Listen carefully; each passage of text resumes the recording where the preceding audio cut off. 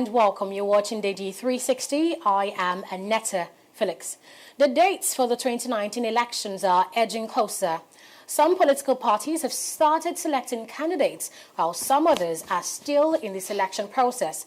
In the past week, the focus of the preparations for the highly contested and anticipated polls has turned to the judiciary.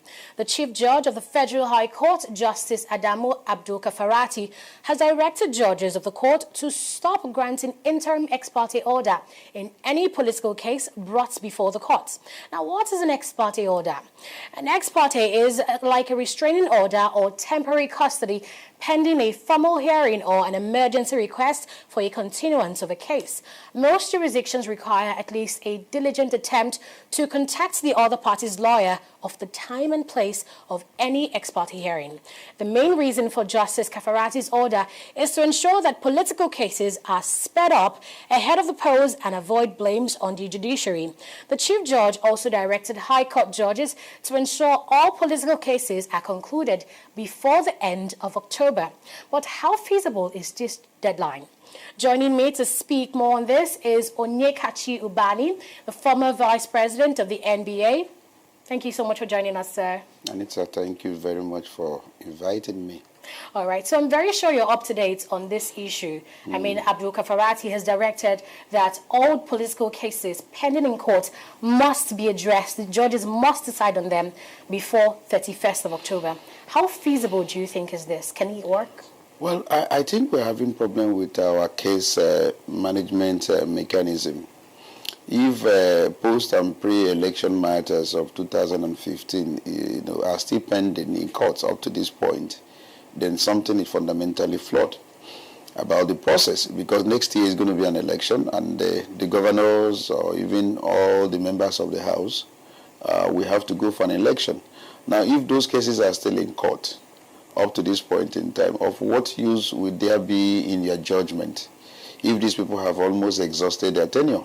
And probably you make a judgment that is contrary to the fact that that man is there or the woman is there, as a member of the House or as a governor.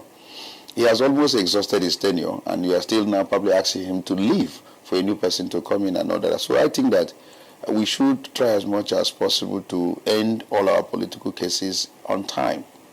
And I know that the Electoral Act itself made provision of timeline within which we should try and end our political cases that are in court. Indeed. But I know that it is most of them that are still in court are pre-election matters. There is no timeline within which you can stop hearing those cases. Now, the order of the Chief Judge is something that I consider very appropriate. And I think that they should try as much as possible to comply with that order of ending all the political cases that are still in court, by the end of October, so that we can start on a clean slate, for the new cases that will emanate, from 2019. It's something that is feasible if every person, put their mind to it and then work towards ensuring that all those cases are ended. It's case management mechanism. We need to improve on it, especially with electoral matters. So you're saying it's feasible to conclude all pending cases before October 31st? So as long as those judges are not complaining, that is something that is feasible, they will be able to do it. But I have not yet any judge that has actually expressed any opposition to that order of the Chief Judge, or saying that he cannot conclude his own case. And I think they should be able to put aside any other matter they're handling in order to ensure that they pay attention to all the cases that are still pending.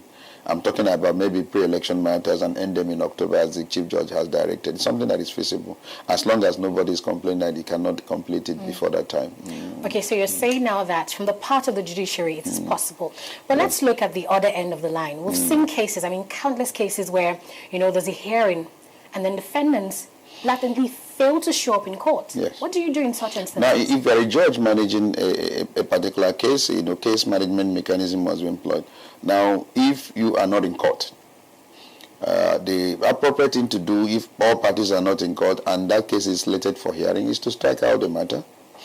Now, if the other party is in court and the other counsel or the party or litigant is not in court, and there is no reason why he is not in court, the court has a reason to probably, go on with the case.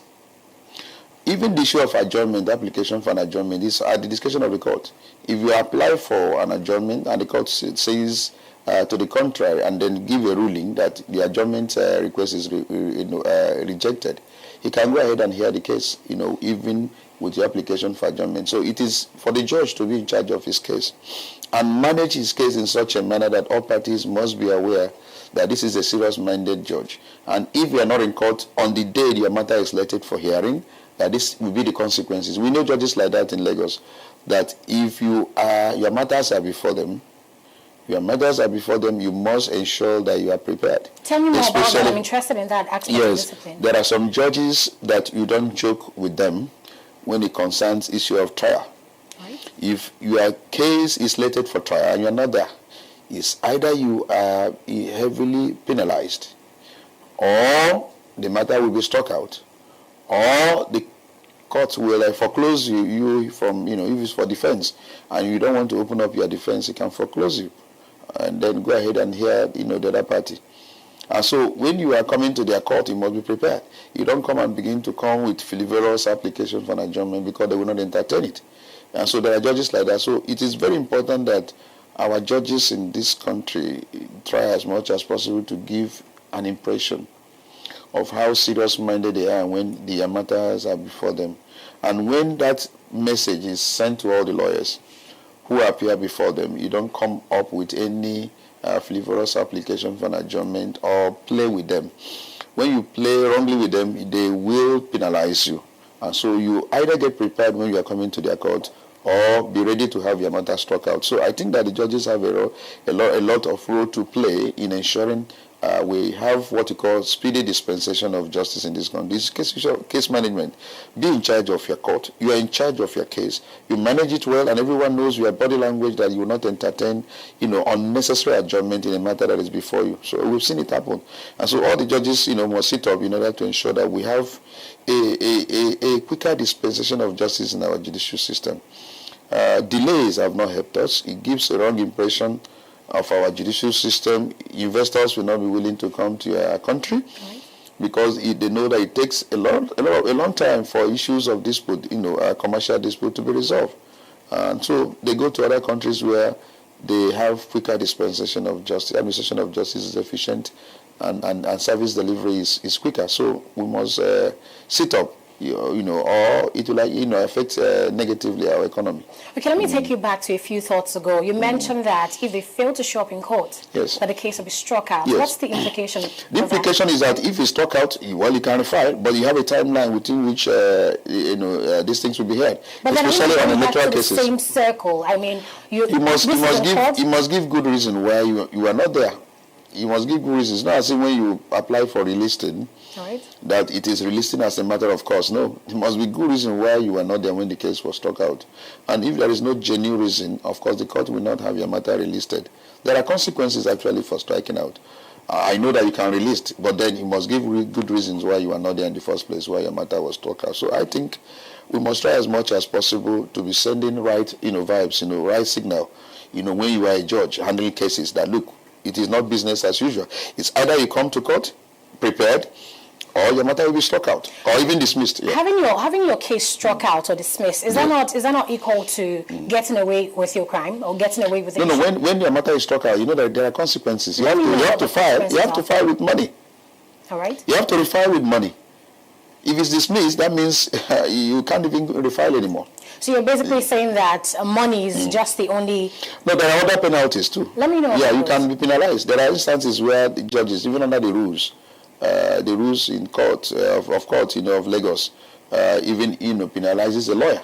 If the delay or the striking out or the punishment is as a result of the culpability of a lawyer, you can directly be penalized. You can be asked to pay penalty.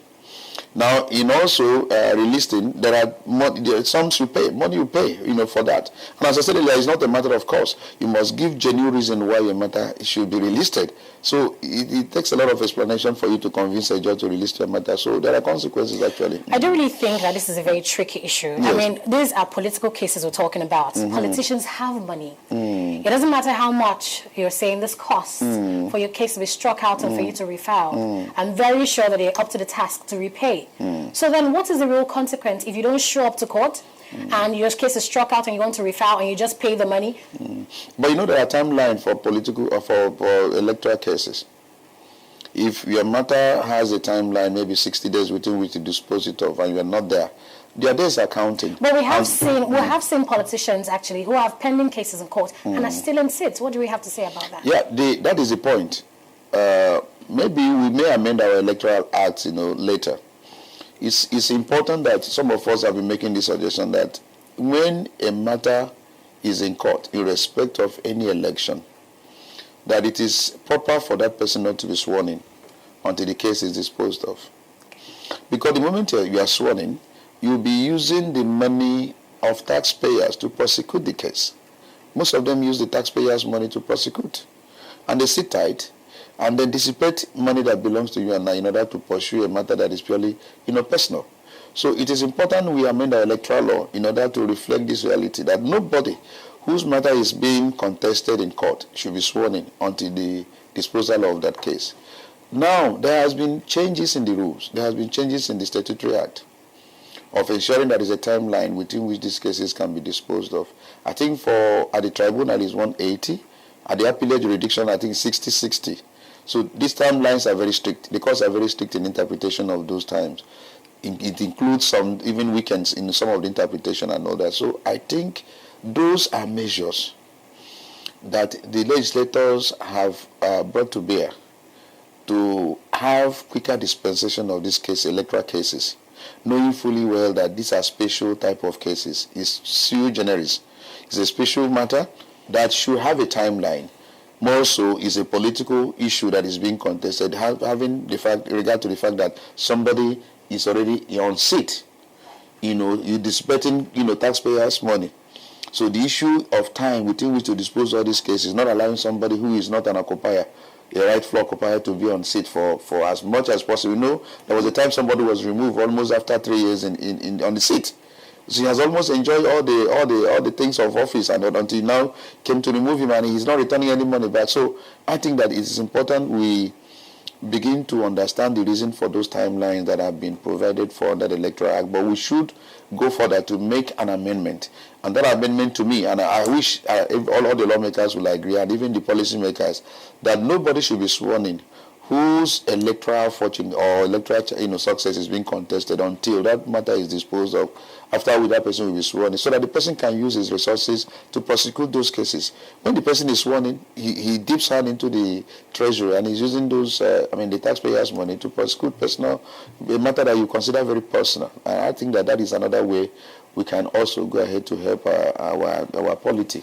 That shows that actually there's a gap in our electoral act that needs to be filled, so that we can make sure that politicians are actually adhering to the rules that govern us all. But looking at this issue closely, let's be specific now. We saw what happened in the Osun State primaries. I'm talking about the APC, where Rashid Adogoke actually said that, in his opinion, that the primaries did not adhere to electoral rules, and then he went ahead to file in the court in August, 1 month after that the election results be cancelled, and now it has been adjourned till the 9th of October. What do you think is the possibility or probability for this particular case involving Rashid Adogoke to be actually determined before the 31st of October? As I said earlier, the judge must be in charge of his case. He can hear the case day after day, just daily, and dispose it. What is your application?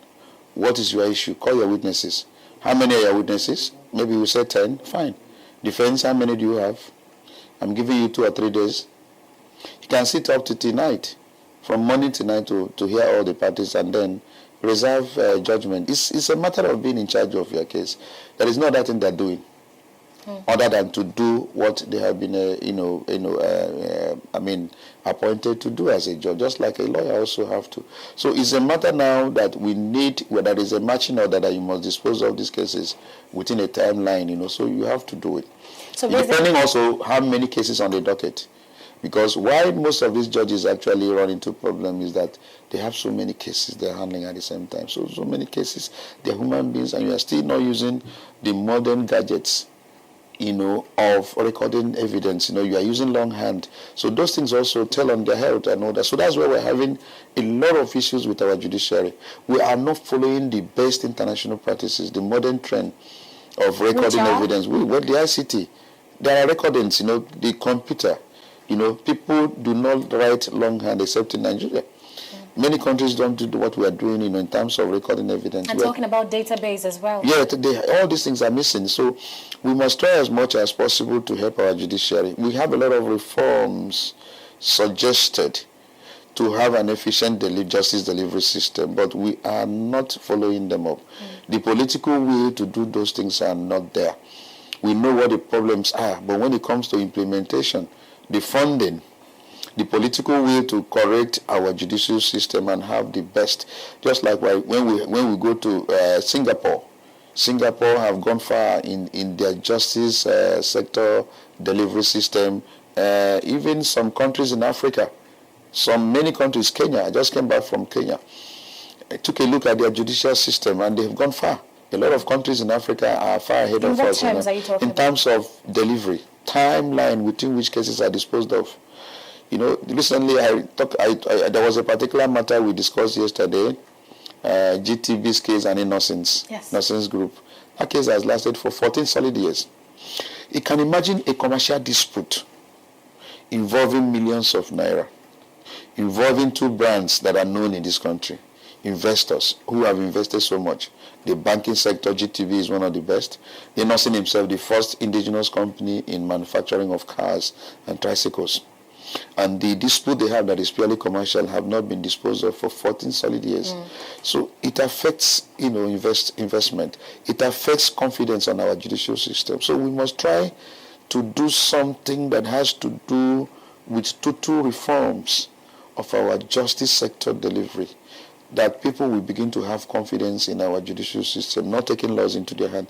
Because when you come to court, your intention is to have disputes resolved, and resolve in such a timeline that you will feel, that you have not wasted your time. Because justice delayed is justice denied. Right. But we're having issues with time, in delivering justice in Nigeria. Okay, we're pressed for time now, so I'll quickly ask you this. I know you've mentioned, you've touched bits and pieces of what I'm about to ask you, but in a nutshell, what would you recommend for, cases like this in Nigeria? I mean, for us to have swift justice delivery in the country. Now, I know that there has been amendments, several amendments in our, rules, procedural rules.